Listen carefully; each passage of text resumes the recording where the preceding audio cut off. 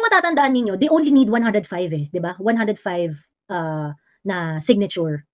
And they ended up 215. Ganon. And I think, ito nga sinasabi ko sa inyo nung una pa lang, tungkol dun sa impeachment ni Inday, matagal na nilang nakuha ang numbers. Sinabi ko yan eh, nilive ko yan ng in January. Nilive ko yan noong January na nakuha na ang boto. Okay? Nakuha na ang boto.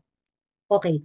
Now, yung mga kongresista receiving AKAP and AIX allocation is something that is questionable, independent doon sa whether or not ginamit itong pang-bribe para sa pagpirma sa impeachment ni Inday. Anyway, para sa impormasyon ng iba at para sama-sama tayong manawagan sa House of Representatives, ipaki-fact check nga po ito. Paki-fact check nga po at ito naman ay hindi naman to sobrang layo sa katotohanan dahil mga putang ina ninyo, ang dami ng mga congressman na nagsabi na kailangan nila ng pondo. So ibig sabihin, binibigyan nyo talaga ng pondo yung mga congressman. Ang di na lang natin alam dito, sino-sino yon, eksakto yung listahan. 'Di ba? Si Lord Suwan nagsalita na kaya siya pumirma, kailangan niya ng pondo. Si Mitch Kajayon, Mitch Kajayon, nagsalita na rin na kaya siya pumirma, kailangan niya ng pondo. Duke Frasco nagsalita rin, ganun din. 'Di ba? So ibig sabihin, meron talagang katkungan ng pondo na nangyayari diyan. Ang hindi na lang namin alam ay kung sino-sino yung mga nakatanggap. Okay? So that is why itong information po na hawak ko ay something that you can actually fact check.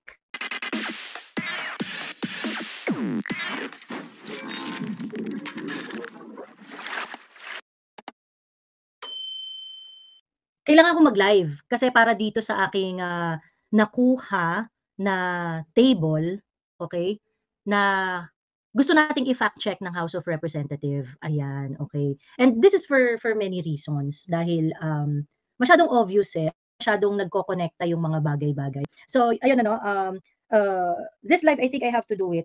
Hindi tayo masyadong mahaba ngayon dahil ito lang talaga yung pag-uusapan natin and I want everyone to reference this video dahil napaka-importante na i-call out ang House of Representatives tungkol dito. They really have to show their book of accounts. Kailangan nilang for the sake of transparency and accountability, yung mga crocodile dyan, ang hilig magsalita about transparency and accountability 'Di ba? Pero ayaw nilang ilabas magkano nakuha nila. Ayaw nilang ilabas kung magkano nakuha nila. Okay, well anyway, may nagtatanong dito bakit di na ako nagla-live sa FB. Naka-suspend po ako sa FB. Suspended po ako sa FB, restricted po ang account ko sa FB. Ang pwede ko lang gawin sa FB ay mag-post. Minsan pag nagre-reply ako sa comment, hindi rin ako ina-allow. Ayun. So napaka-limited po ng aking galaw sa Facebook. Kung kaya't nandito lang po ako sa YT. Ayan. Dahil grabe talaga ang restrictions ko doon. I think hindi lang ako marami ring nakaka-experience ng ganun, yung hindi maka-comment, hindi yung sobrang restricted yung Facebook account. Dahil nga lalo na pagtawa kayo ng tawa sa mga post ni Bongbong. Pagka laugh react kayo ng laugh react sa ni Bongbong Marcos, ayan, kayo, mare-restrict yung Facebook account nyo. So anyway, for my Facebook account, madami akong restrictions up until March 15 daw. Pero umaasa ba ako na maibabalik yon? Hindi rin masyado, no? Well, pag bumalik na March 15, then well and good. Kung hindi, expected kasi maalala nyo, ginawa rin nila yan sa account nila SAS, nila Crizet, yung mga ganun. Yung merong restriction, tapos merong date kung kailan malilift yung restriction. Pero at the end of the day, kapag ako March 15, pagdating ng March 15, i-extend nila restriction, ganun. I-extend lang nila ng i-extend. Ayan, ganun yung gagawin nila. So yun, hello, Team Chicago. Hello. Magabi na siguro dyan, 9:30 na siguro ng gabi dyan sa Chicago. Ayan. Ayun, Sunrise from Bustos. Hello, kumusta naman ang Bulacan na solid tambi? Diyos ko. Sabi ko dapat magkaroon ng maisog sa Bulacan para makita ng mga politicians dito na rin kasi ang Bulacan infiltrated ng mga pink. Infiltrated ng mga pink.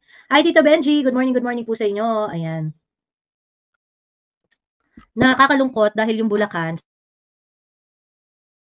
sobrang infiltrated ng pink. Marami rin naman talagang yellow dito Sabi ko nga sa inyo. And yung governor namin, si Governor Daniel Fernando, ay pink. Mama Leni yun Mama Leni yun. Pero Ayan, okay. Nagpalit ako ng internet. Parang yung isang internet connection ko may problema. Ayan. Okay. Well, anyway, yun nga, no? So, parang, ano talaga yung Bulacan, mahigpit yung laban ng Yellow dito at saka ng mga Duterte. Ganon. Mahigpit yung laban dito ng mga, mga Dutertista at saka ng mga pink and yellow. I would say siguro baka no? Baka mga tipong nasa hati. Ganon. Ganon ka-intense. Ganon ka-intense. Kaya mahirap maging Dutertista dito sa Bulacan. Sa totoo lang.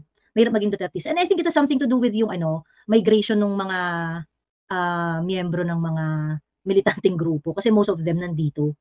Ayun. Okay? So yun.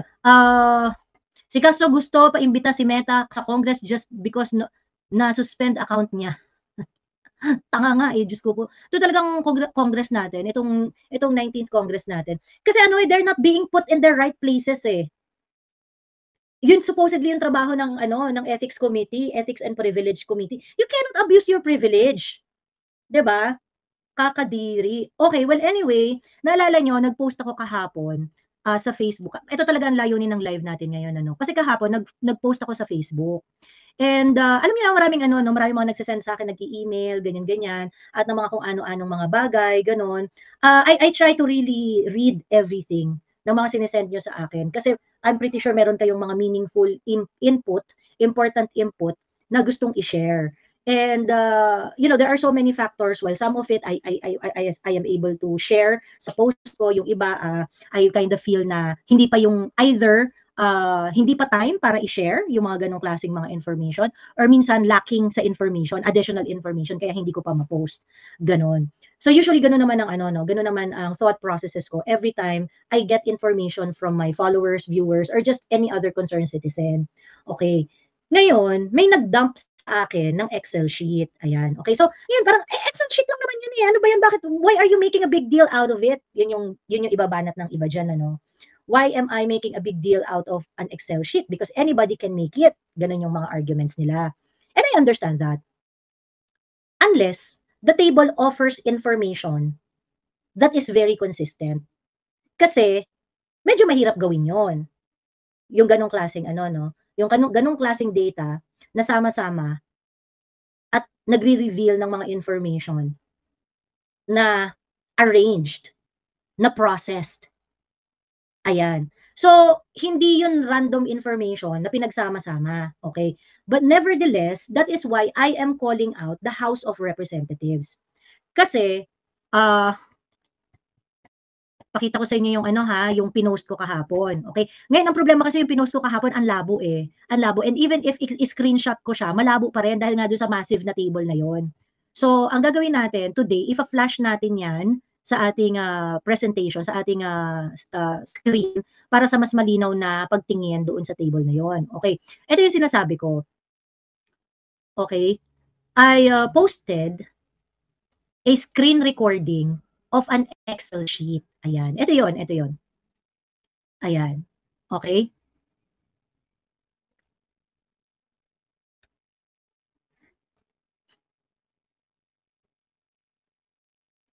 Ayan.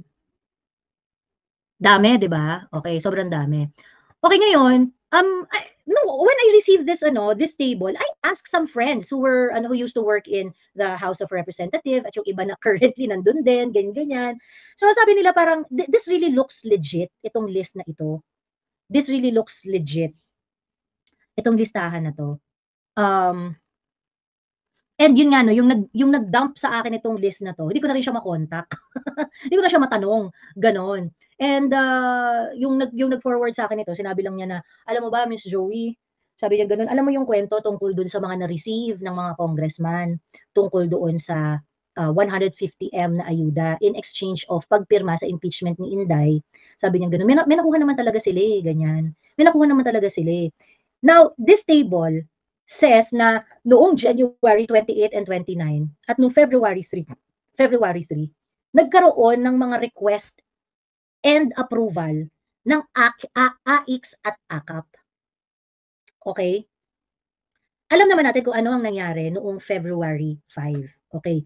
Is this list exhaustive? I don't think so. I think there are many other lists. Marami pang mga list na nagkalat dyan. Pero itong list na to, is it something that we should rely on? I do not know. That's why I'm asking. It's just that the information is so damning, the information is so consistent. This is so near doon sa caucus na nangyari sa Congress kung saan pumirma sila ng impeachment ni Inday. There are some participants in the list na nagsalita rin na, hindi kasi kaya kami pumirma kasi kailangan namin ng ano, we are looking after our constituents. Kailangan namin ng pondo, kailangan namin ng pondo. Ilang kongresista ang nagsabi ng ganyan publicly? 'Di ba? Tapos itong putang inang Sandro Marcos na 'to, sasabihin niya, "Hindi, walang bribe, walang bribe. Putang ina mo ka Sandro, saksakan ka ng bobo, dapat di ka manalo kahit kailan." Kapagka binibigyan niyo ng AKAP, AIX at iba pang mga kung ano-anong mga proyekto or whatsoever, that's the carrot that you are giving in exchange of something. Ito naman, huwag mo kaming ginagawang tanga, Sandro Marcos. Eh, di ba yan yung sinabi ni Sandro? There is no bribe, there is no eme, ganyan, ganyan. Bobo talaga si Sandro eh. Tapos nangangarap maging presidente, tangina, kadiri. Walang brilliance. I mean, Diyos ko, magpa-clean living ka muna, Sandro, bago ka magpupuputak na magpuputak para di ka mukha. Diba? Ayun. Anyway, so ayun na nga. Okay, now I'm going to show you yung table na ito. Okay?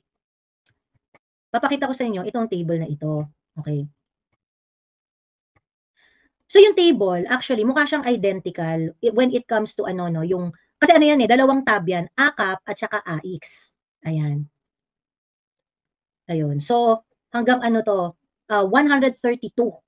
132 na 132 na pirma. Ayan, okay. Now, kung matatandaan ninyo, they only need 105 eh, 'di ba? 105 na signature. And they ended up 215. Ganon. And I think, ito nga sinasabi ko sa inyo nung una pa lang, tungkol dun sa impeachment ni Inday, matagal na nilang nakuha ang numbers. Sinabi ko yan eh, nilive ko yan ng ano, in January. Nilive ko yan noong January na nakuha na ang boto. Okay? Nakuha na ang boto. Okay. Now, yung mga kongresista receiving AKAP and AIX allocation is something that is questionable, independent doon sa whether or not ginamit itong pang-bribe para sa pagpirma sa impeachment ni Inday. Ayan. Okay?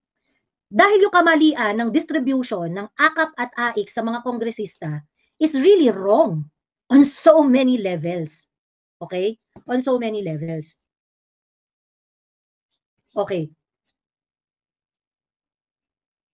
Imposible na bibigyan ng House of Representative ng pabor ng allocation ang mga miyembro ng House of Representative unless may kapalit. That's just the nature of the House of Representative because it is always a house divided. Okay? So you always need numbers kapag gusto mo na merong gumulong diyan sa House of Representative. I don't think kailangan nating magdebate diyan. Ganon talaga yon. Whether andyan si PRRD ang presidente, si Pinoy ang presidente, o si Bongbong Marcos ang presidente, the House of Representative is always a game of numbers. Diba? Nag-browse ako sa GC, nasa repair shop kasi ako paggawa ng kotse. Sabi ni Politika at iba pa. Ayan. Ingat-ingat po. Ayun. Yung mga anak ni BBM, iba-ibang muka. Walang nakuha sa mga ni BBM. Yung bunso, hindi ba? Si Vinny. Hello, Ma'am MB, Nakamura. Hello, hello. Ayan. Okay, so anyway yon. This is just so wrong in so many levels. Una, if they're receiving funds, at ang nare-receive nila 25 million, 45, 25 million, 20 million, AKIP, AIX, at saka AKAP, why? Bakit sobrang laki? 'Di ba? Bakit sobrang laki? Ano to? So, yung ganitong klaseng practice is really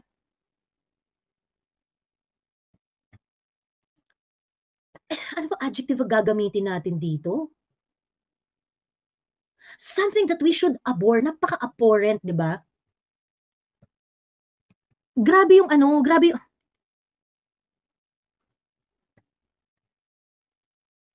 it is so abhorrent.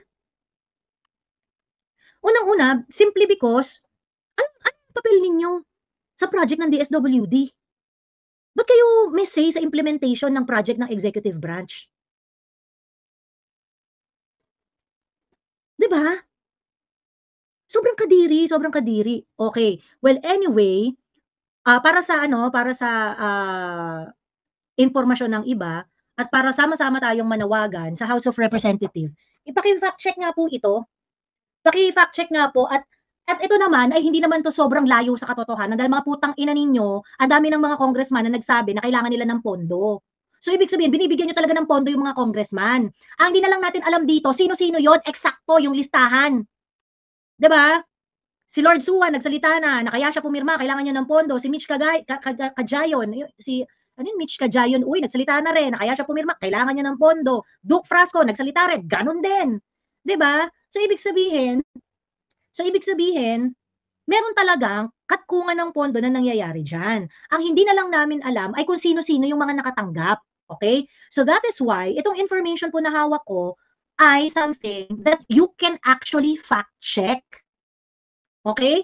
House of Representatives, this is something that you can fact check. Okay? Inspect muna natin yung ano itong file na ito ha. Kasi alam mo may ID number siya dito oh. May ID number siya diyan. So, ngayon pag finact check niyo po ito, you may want to start dito sa ID number. Ano ba 'yan? Para saan ba 'yang ID? Significant ba 'yang number na 'yan? Ano 'yan? Ano 'yang nandiyan na 'yan? Okay. Sa next na column, merong pangalan ng mga congressman. Sa third, merong agency. May project, which is AKAP. Okay? May budget. May date kung kailan ni-request. May date kung kailan in-approve. Ano ang kanyang status? Ano ang uri ng kanyang allocation? Okay? At kung sino ang inyong chief of staff. Ayan, nakalagay din kung sino yung chief of staff. Okay, so there are so many ways on how you can fact check this document. Okay? Like yung sa ID, ano yung mga walang significant yung walang ganitong number sa House of Representative? You can start denying this na, ay hindi, mali-mali yan, hindi yan yung totoong nakalagay dyan. Okay? If we're going to inspect itong mga pangalan ng congressman dito, okay? Lahat sila member ng 19th Congress.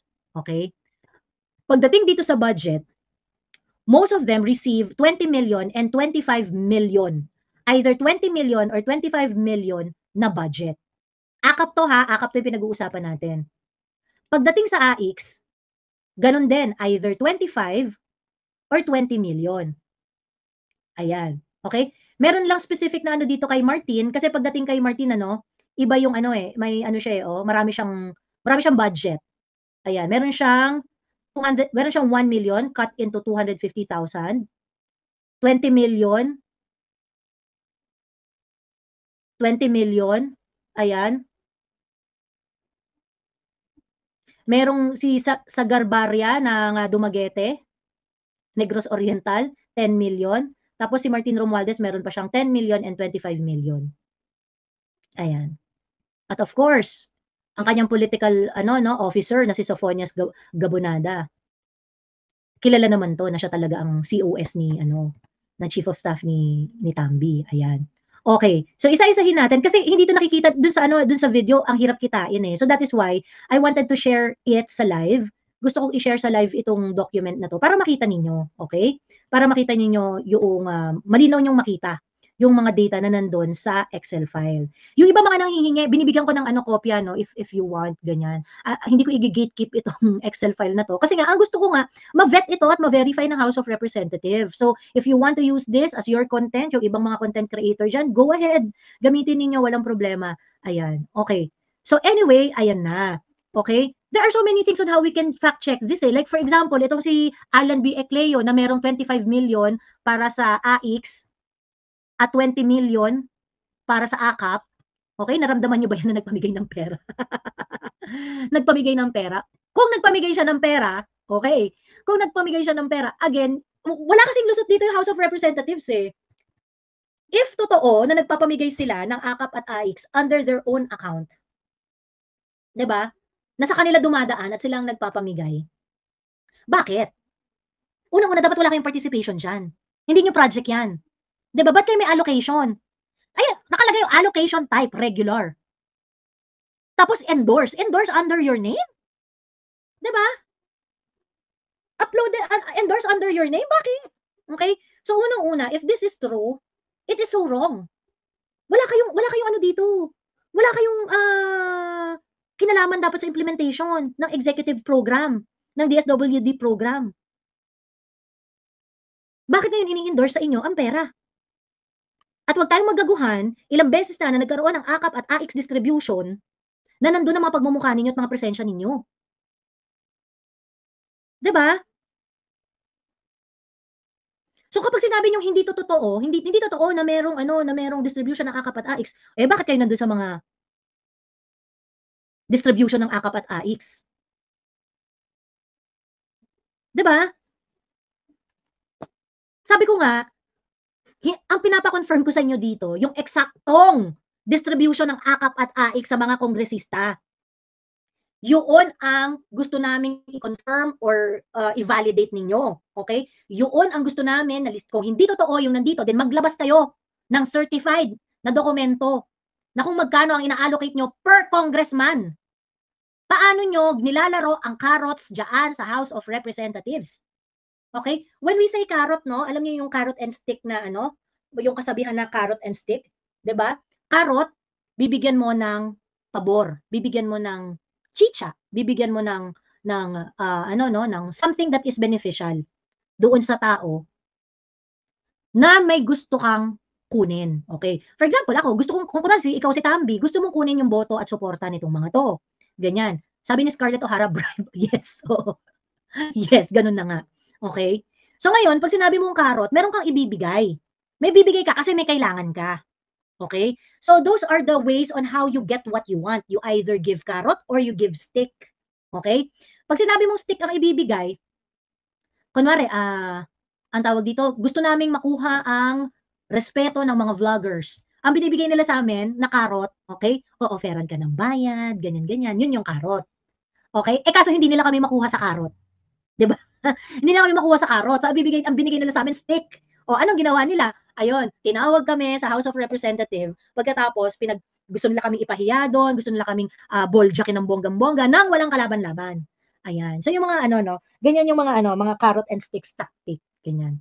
Sa House of Representative, meron din carrot and sticks, pero ang ginagawa talaga nila more on carrot. Ngayon, kapagka ikaw ay hindi sumusuporta sa kanila, stick ang gagamitin sa'yo. That's what happened to Rodante Marcoleta. Dahil he is openly ano 'no, questioning the direction of the House of Representatives, especially nung ano na 'no, especially nung, ang pangalan nito? Especially nung, binoboljak ng House of Representatives si Inday Sara.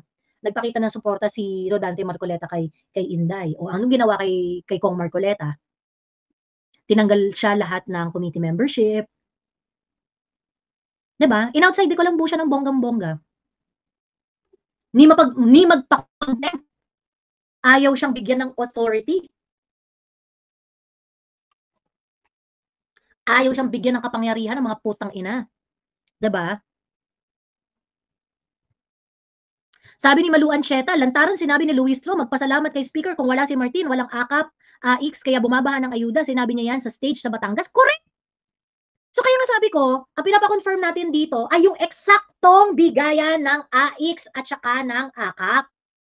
Sino-sino ang mga nabigyan? Dahil ang dami ng mga kongresista ang nagsipag-aminan. Ang dami ng mga politiko na nag-conduct ng distribution ng AKAP at ng AIX, mga kongresista. So, ang tinatanong na lang namin dito, yung listahan, yung aktong listahan. So, i-fact check niyo tong listahan na to. For the sake of transparency and accountability, the House of Representatives must explain sino-sino ang mga binigyan ninyo ng AIX at AKAP ng mga kongresista. At kung hindi nyo nabigyan lahat, okay? At kung hindi nyo nabigyan lahat, bakit? Bakit hindi lahat kasama? 'Di ba? Okay, pera namin 'to mga putang ina ninyo, hindi niyo pera 'yan, okey? Sabi ni ano, sino yung mga nasa column J? Yung nasa column J, yung kanilang mga chief of staff. Eto yung kanilang mga chief of staff. So that's also another level of confirming 'no? Kasi meron akong mga ni-random dito.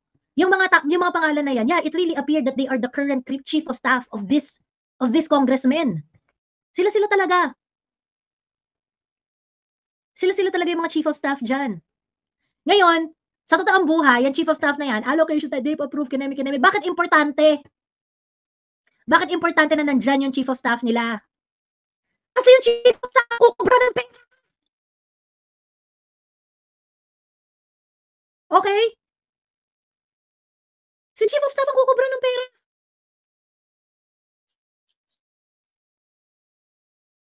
Sabi ni Grazel Crecton, "Sadly di alam ng karamihan na hindi trabaho ng mga buwaya sa HOR ang mamigay ng ayuda. Taggagawa lang sila ng batas kaya nga legislative sila." Correct. Kaya nga po, the mere fact na kayo ay binibigyan ng ayuda, ng pera, ng, House of Representative, questionable na 'yun. Ano 'no, na-explain ko na 'to before. Binibigyan naman talaga ng sort of allocation, ganyan, yung mga kongresista in the past. Pero hindi ganito ka-obscene. Hindi ganito ka-obscene. It was really more of accommodation sa part ng executive na kapag ka merong request na galing sa House of Representative or sa Senate. Kasi may mga lumalapit diyan sa Senate, eh, "Senator, pa-endorse naman po kasi ooperahan, kineme-kineme," ganyan-ganyan. Ayun. And they were given ano 'no, parang they were given a specific they were given accommodation by the executive na, okey, so sige, may endorsement galing kay mayor, kay senator, kay ganyan-ganyan, ineme-ineme, gano'n-gano'n. And then, dahil nga ine-expect mo na merong wisdom itong mga opisyal na 'to, ina-accommodate sila ng executive branch. Pagkatapos yung ine-endorse nila, nabibigyan ng tulong. Kasi kumbaga nahilot ni Senate President, ni Senator, ni Congressman, ganyan-ganyan at ng mga iba-iba pang mga pulitiko nag-e-endorse, ganyan. It is a classic tale of, alam mo yun, pagka kasi binigyan mo ng yung minsan yung sa pagtulong, diyan nagsisimula talaga yung korapsyon, eh. Yung kapagka nagpapalusot ka kasi. Kasi dapat hindi, dapat wala talaga. Dapat walang endorsement sa mga senator, sa mga ano, dapat wala. Eh ngayon, dahil ganyan yung naging practice in the past, kasi meron ng ganyan, eh, in the past, eh. Itong 19th Congress, ang ginawa nilang normal. Kasi yung dati, ano lang yun, pakiusap lang talaga yun. Pakiusap lang talaga yun from senator, from ganyan, ganyan, ganyan. Ina-accommodate lang talaga out of ano, no, out of respect, pakikisama doon sa congressman or sa senador na whoever na nakikiusap. Yung mga guarantee letters ba nila? Ganun. Sabi ni Noy, at may MOOE sila, doon dapat sila kumukuha sa ganyang expenses. Correct, correct, ganon. So it is just an ano 'no, it is just, an accommodation in the past. Kaso ngayon ang ginawa nilang normal. Na umabot na dun sa punto, alam mo yun yung tipikal na binigyan mo, inabot mo yung kamay mo para tumulong, tapos ang ginawa ng Congress, kinuha na yung buong braso mo, gano'n. Basically yan yung nangyari dito sa istorya ng ayudahan. Kaya nga sabi ko, kaya nga for me dapat wala talaga yan, dapat zero talaga yan. Dapat clear ang line. And that is the purpose of the separation of powers ng 3 branches of government. So ngayon, before ina-accommodate sila, ganyan-ganyan, pagkatapos later on, ayan na nga,